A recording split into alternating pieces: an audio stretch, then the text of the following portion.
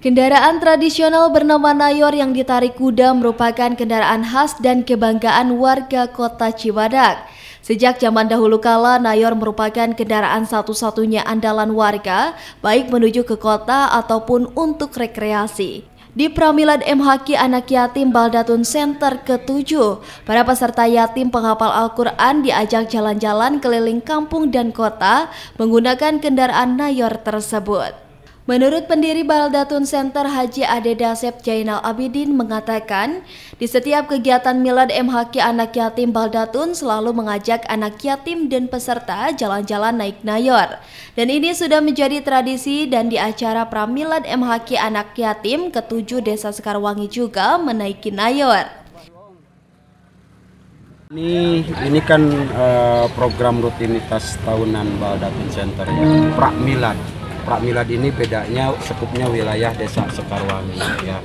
Tapi Baldatun ini dari milad ke milad, dari mulai Pramilad ke-1 sampai hari ini Pramilad ke-7, baik pun milad ke-1 sampai milad ke-7 ya, istilahnya agendanya itu memang sifatnya khas ya.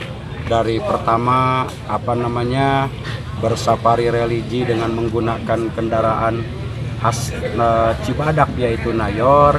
Ya, komitmen kami ini Baldatun Center dalam melestarikan ya Nayor sebagai khas kendaraan kota Cibadak, kecamatan Cibadak. Sementara itu, menurut Sekretaris Daerah Kabupaten Sukabumi Ade Suryaman, bahwa di acara Pramilad MHQ Baldatun sudah menjadi tradisi naik Nayor, membawa anak yatim jalan-jalan. Dan ini bagus dipelihara dan bisa menjadi daya tarik wisata budaya di Kabupaten Sukabumi. Bahkan pemerintah Sukabumi berupaya melestarikan melalui monumen Nayor yang berlokasi di Kelurahan Cibadak. Hari ini diadakan pembukaan Pramilad yang ke-7.